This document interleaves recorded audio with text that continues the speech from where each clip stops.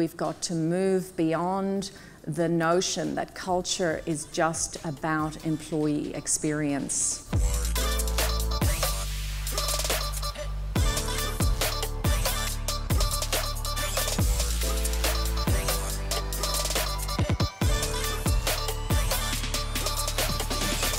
Great to be here today. My name is Siobhan McHale. I'm one of those unpronounceable Irish names.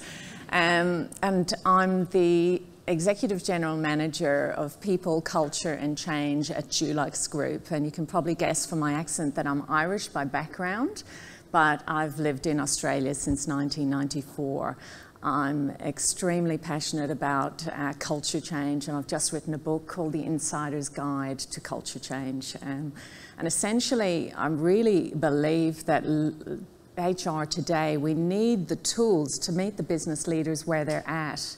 And where they're at is not just talking about culture in terms of employee experience, but also culture is about the way that the business functions and the patterns of relating and the rules of engagement at a systemic level that are about how the business researches, manufactures, and sells its goods and services. So we need to be in that conversation as business leaders as well as deep HR specialists. How do we meet the business in that commercial conversation?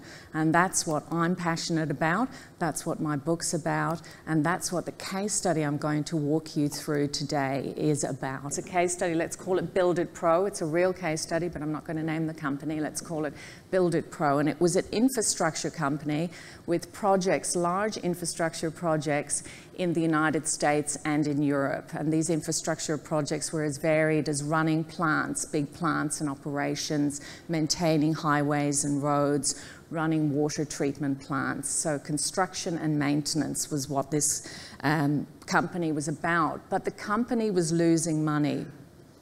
It was over 50% of its large contracts were loss-making. And the CEO, Ben Harkness, again not his real name, Ben had been put in place a year before I joined to try and turn around this situation. And he knew he needed to create a more accountable and performance-driven culture in order to turn around the ship and to become a provider of choice. However, a year after he was appointed, nothing had changed. So I was hired as the culture expert, hoping that I would be able to fix the problem. So what happened next? What do you do in that situation? We had lots of data, but I went in and I started diagnosing what was going on in this complex adaptive system. And in my first week, I got a key clue because I called a meeting of the project team that was in charge of culture. They showed up, there was about 20 people in the room, and I asked each of them, can you tell me your name? It was my first week, tell me your name and what's your role? So we went around the room, everybody said their name and their role, and it slowly began to dawn on me that every single person in the room was from the corporate center, and mostly from HR. And I said, where are the executives? Where are the line managers in charge of the divisions? And essentially they weren't there because HR had been delegated the role of culture change within this organization. And one of the first things I always say, it's not HR's role alone to fix the culture. Of course, HR has a leadership role to play in culture change. And that leadership role is to provide the tools, guidance, processes, and support to diagnose the issues, design the solutions, and help accelerate the change. But line managers and leaders at all levels must play their role, which is to lead the change in their part of the business. From the board level through to first-line supervisors, culture change is leader-led. So that was the first issue that I diagnosed at Build It Pro. And the first thing I did was to have a role conversation at the executive team about whose role is it to implement the culture change and to define and distinguish the critical change roles within the transformation. And that's often not done. It's often very confused who does what during culture change. So that was the first thing that I did. The second thing that I noticed in my first few weeks of work at Build It Pro was that Ben, the CEO, who'd been put in place to change the culture, had a view about what would work when it came to culture change, which is a common view. And his view was that if I state the values and behaviors that I want my people to take up and enact, then the culture will change. That is nonsense. And that is what most leaders believe. State the values and behaviors, roll them out, and the culture will change. And he had spent hundreds of thousands of dollars rolling out, well, firstly, having workshops with employees to design the values.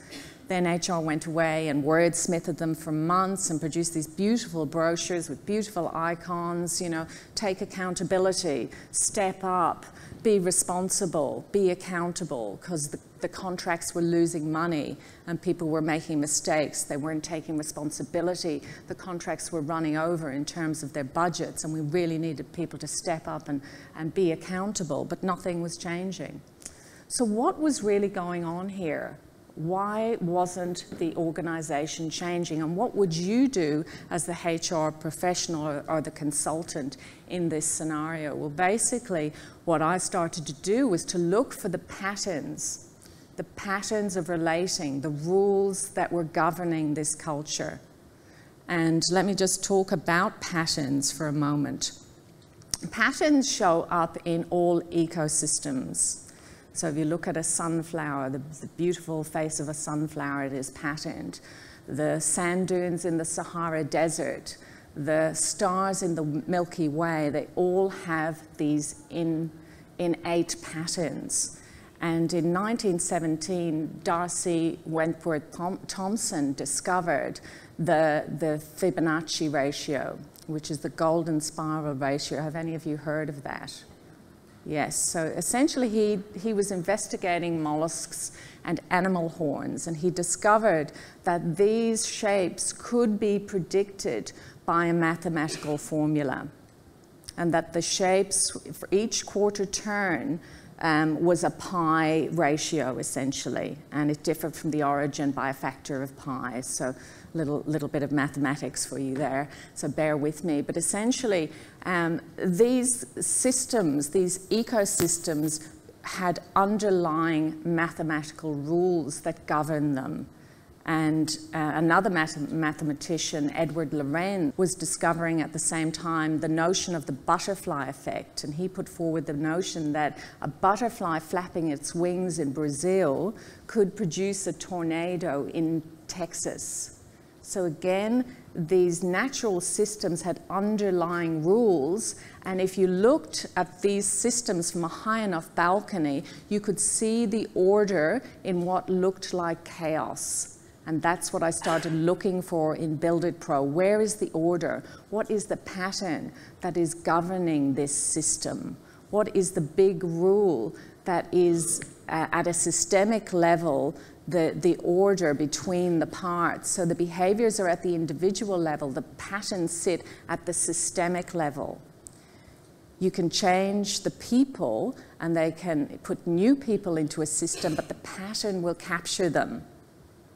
Patterns are what govern systems. So patterns also show up in family systems. You might notice that there are constructive patterns in some families that are generational.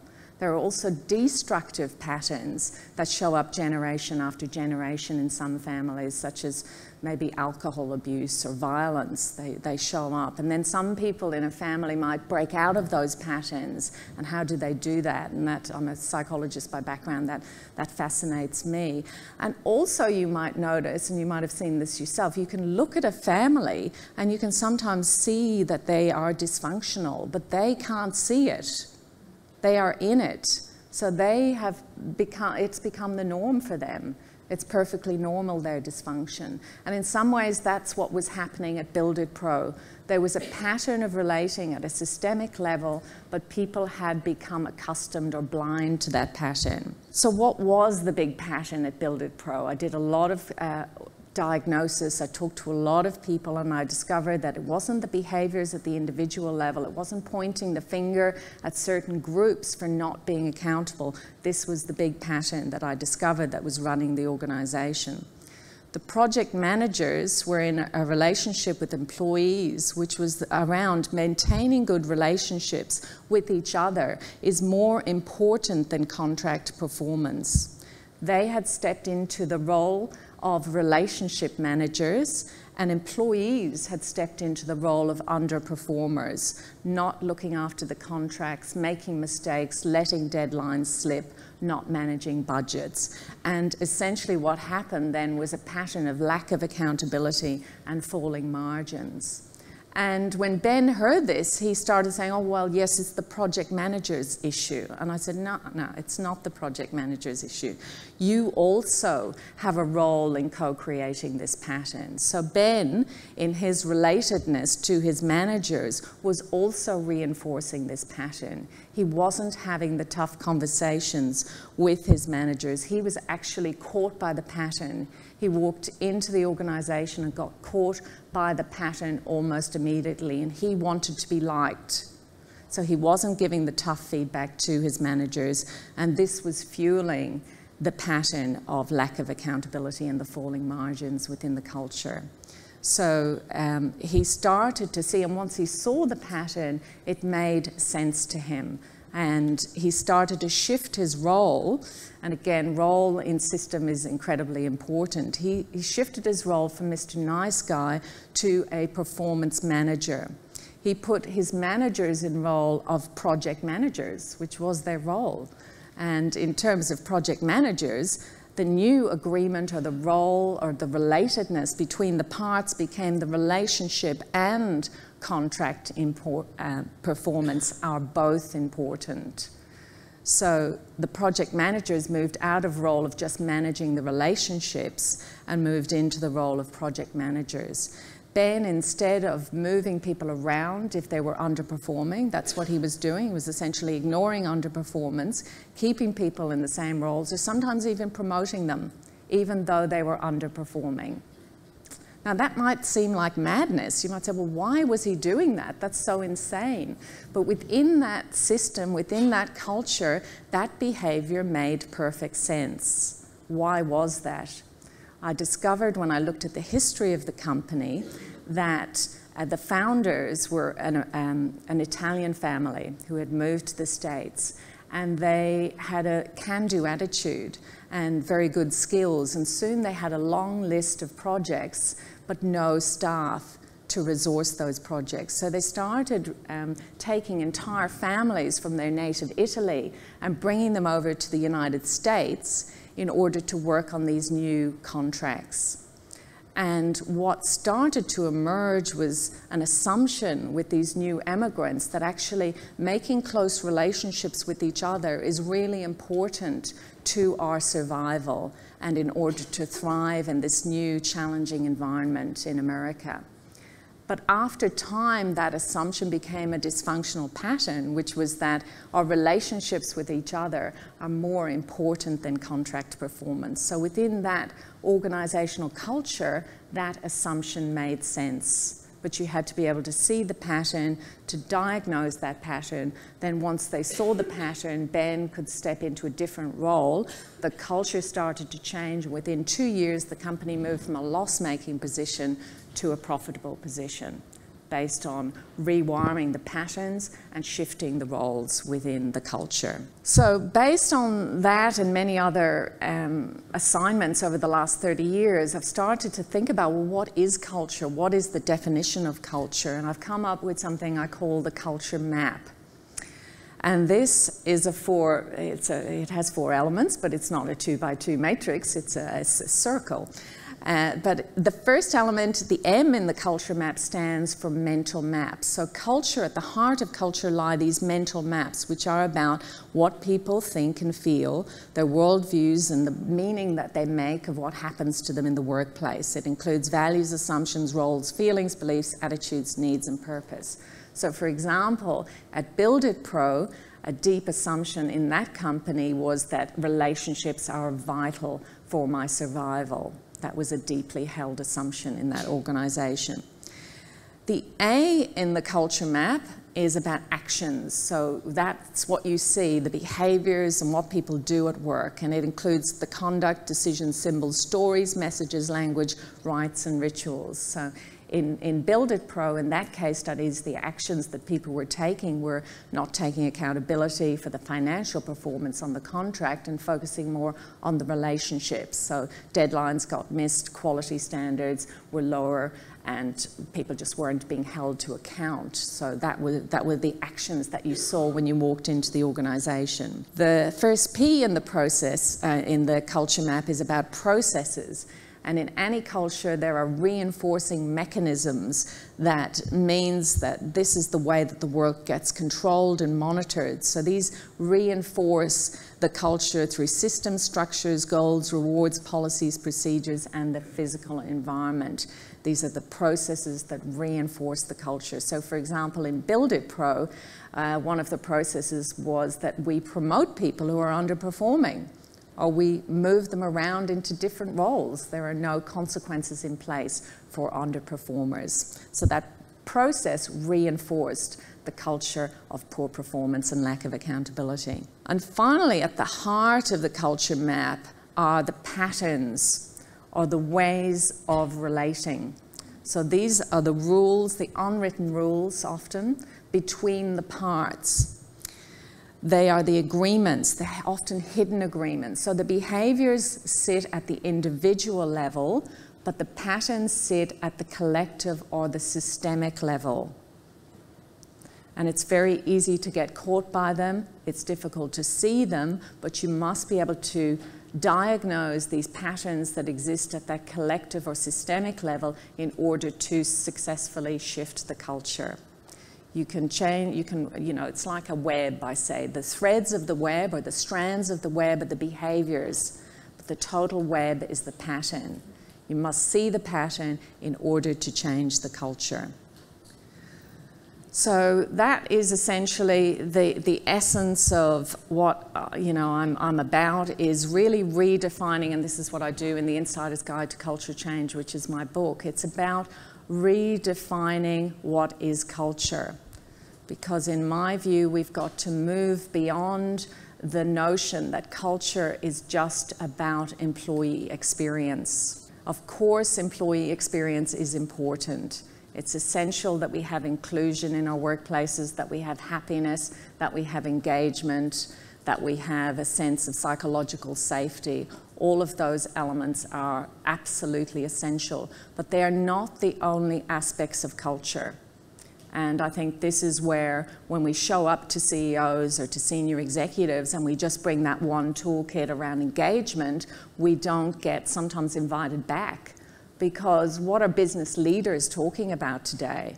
Well, certainly they're asking me, how do I create a growth culture, an agile culture, a higher performing culture, a customer-centric culture? In banks, it's about how do I manage risk? How do I create more collaboration, more partnering, more quality, a quality-focused culture, a commercial culture? You know, we can't keep going in with the one toolkit, which is about engagement, about the employee experience. They want solutions for employees, but also solutions for shareholder value, solutions for customer value.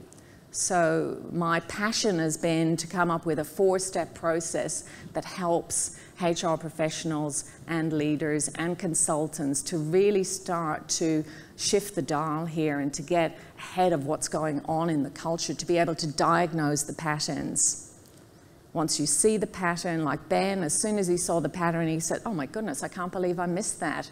It's so obvious. It's so obvious the role I've been playing in this. Yet we had lots of data, but nobody was seeing the big pattern that was running the culture. Once you see the pattern, you name the pattern, you allow the CEO in particular to see the systemic role they've been taking up, and you reframe that role, change can happen quite rapidly in my experience. So in my methodology, I talk about diagnosing the pattern is the first step. The second step is the power of reframing. You can reframe roles for much faster change.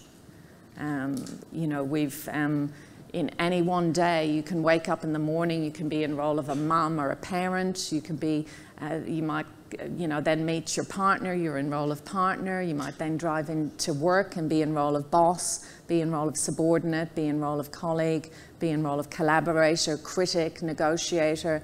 You can be in multiple roles throughout your day and your behaviour shifts automatically. And yet we don't leverage that role reframing enough during culture change, in my experience. So the power of reframing is enormous during culture change.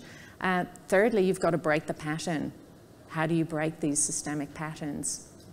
And fourthly, you've got to consolidate your gains. You've got to keep your foot on the change accelerator. So essentially, that's all I have to say today. It's been really terrific being here. But again, my challenge to you is, how do you step into not just your HR role, how do you step into your business leadership role that allows companies to create workplaces that can deliver, that can grow, and that can adapt.